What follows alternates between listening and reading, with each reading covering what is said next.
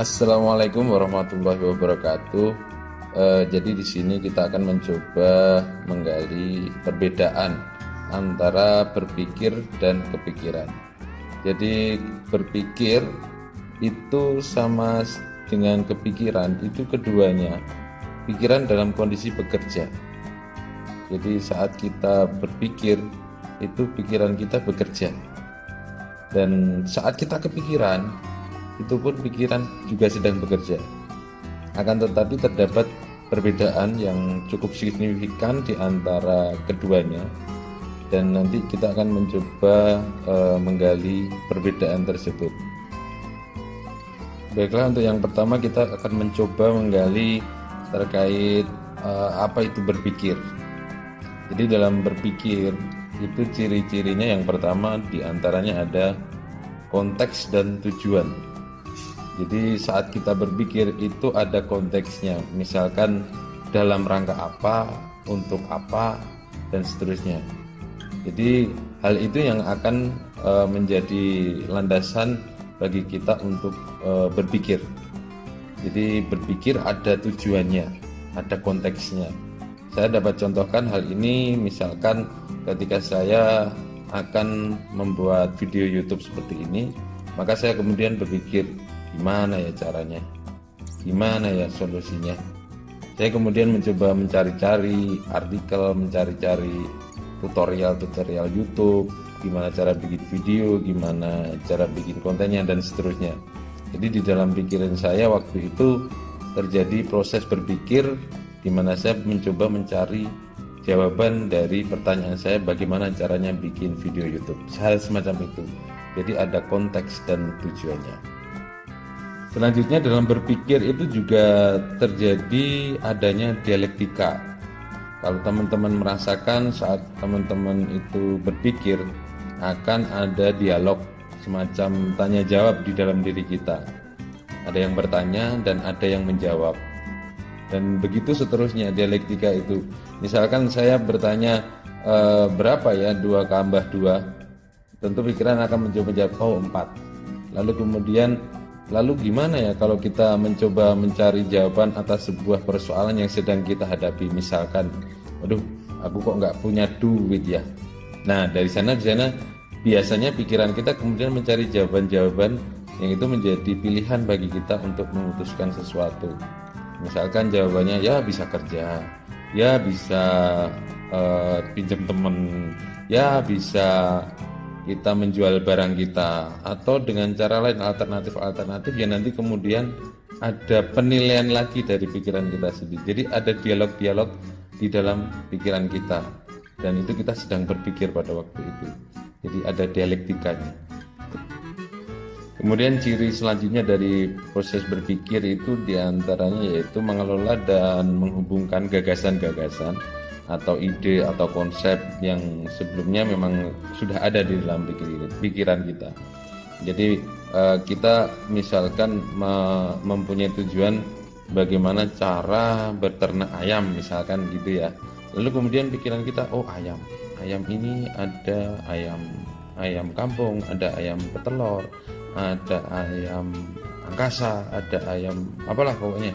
Nah itu kemudian ada alternatif dari diri kita untuk kemudian peternak itu kayak apa ya, yang kira-kira bisa menghasilkan secara cepat atau secara hasil nantinya menguntungkan. Nah itu proses berpikir kita itu kemudian antara konsep beternak, antara konsep ayam itu sendiri, antara konsep nanti manajemen, macam-macam lah. Nah itu semua kita kelola, kita hubungkan dalam rangka untuk membuat misalkan peternakan ayam.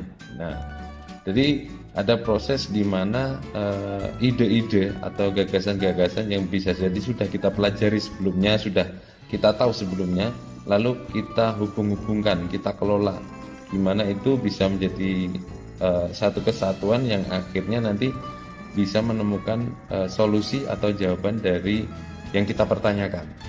Jadi begitu ya.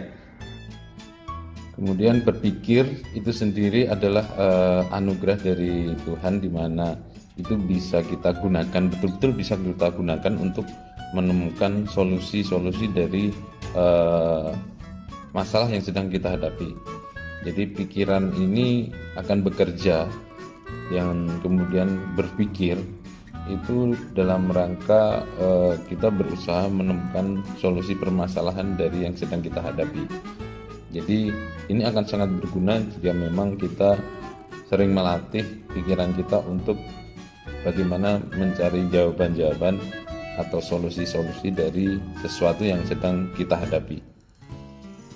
Dan yang menarik, pada saat kita berpikir itu kita sadar betul dan kita bisa mengontrol sesuatu yang sedang kita pikirkan.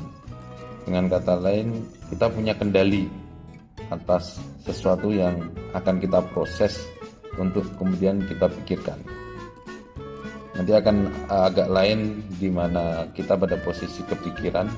Di sana ada posisi-posisi yang berbeda dan nanti saya jelaskan juga. Nah, selanjutnya adalah kepikiran. Itu adalah posisi di mana pikiran kita itu terhanyut dengan sesuatu yang cenderung biasanya kita anggap sebagai suatu tanda kutip masalah. Jadi pikiran kita sedang ngerjain apa, misalkan kita sedang melakukan aktivitas fisik di mana kita mungkin sedang jalan atau kita sedang mengerjakan tugas, lantas kemudian kita tiba-tiba kepikiran oleh masalah kita yang memang bisa jadi belum selesai, bisa jadi masih harus kita rampungkan. Nah itu biasanya kemudian kita kepikiran. Hal itu datang memancing pikiran kita untuk bekerja, untuk mengulik lagi sesuatu yang itu masih kita anggap sebagai masalah. Dan saat kita kepikiran, itu biasanya pikiran kita ini berlarut-larut. Dalam artian saat kita kepikiran itu bisa memakan banyak waktu, dan pada saat itu kita cenderungnya akan berputar-putar, mikir ini sampai akhirnya kita lelah sendiri nantinya. Dan itu memang khas banget dari kepikiran. Kita akan berlarut-larut dan biasanya memang sesuatu itu agak membebani, agak nggak nyaman sebenarnya untuk kita pikirkan. Tapi sesuatu itu tiba-tiba datang dan kita kepikiran, dan itu berlarut-larut, itu sangat tidak nyaman. Saat kita kepikiran, itu biasanya kita terseret oleh masa lalu. Dalam artian rentang waktu yang sudah terjadi tapi menyisakan PR-PR, menyisakan pertanyaan-pertanyaan, atau menyisakan tuntutan solusi. Itu biasanya pikiran kita akan lari ke sana. Dan selain itu juga sesuatu yang kita khawatirkan yang masih ada di depan. Jadi kita juga akan terseret ke masa depan di mana kita mengkhawatirkan sesuatu. Lah itu juga akan membuat kita kepikiran. Dan pada saat bersamaan, saat kita terseret masa lalu atau pikiran kita terseret ke masa yang akan datang, itu kita jadi melewatkan yang sedang kita jalani saat ini. Dan itu sangat disayangkan. Dan parahnya, dalam kondisi tertentu seseorang itu mengalami di mana dia akhirnya tidak menjalani hari-harinya, waktu demi waktunya itu dengan nyaman, karena pikirannya yaitu tadi terseret kalau tidak ke masa lalu dan ke masa depan yang itu biasanya ada kekhawatiran di sana, sangat tidak nyaman. Dan saat kita kepikiran, bagian yang paling tidak sangat kita inginkan adalah di mana diri kita itu ditindas oleh pikiran kita sendiri. Maksudnya saat kita kepikiran, kita betul-betul tidak punya kontrol secara sadar atas apa yang sedang kita pikirkan. Jadi kita hanya menerima dampak dari efek dari sesuatu yang kepikiran itu tadi. Dan ini kalau berlarut-larut terus-menerus, itu efeknya bisa ke badan atau fisik ya, dimana akhirnya kita jadi pusing, akhirnya kita jadi nggak nyaman, dan itu membuat kita pada akhirnya harus menata lagi bagaimana supaya kita tidak lagi kepikiran hal tersebut. Di akhir bab berpikir dan kepikiran ini, saya ingin mencoba bagaimana kita lebih waspada lagi dengan sesuatu yang sedang berproses di dalam pikiran kita. Itu kita waspadai. jangan-jangan itu masuk dalam kategori kepikiran. Karena kalau kepikiran itu kita sejatinya adalah korban dari sesuatu yang kita pikirkan sendiri.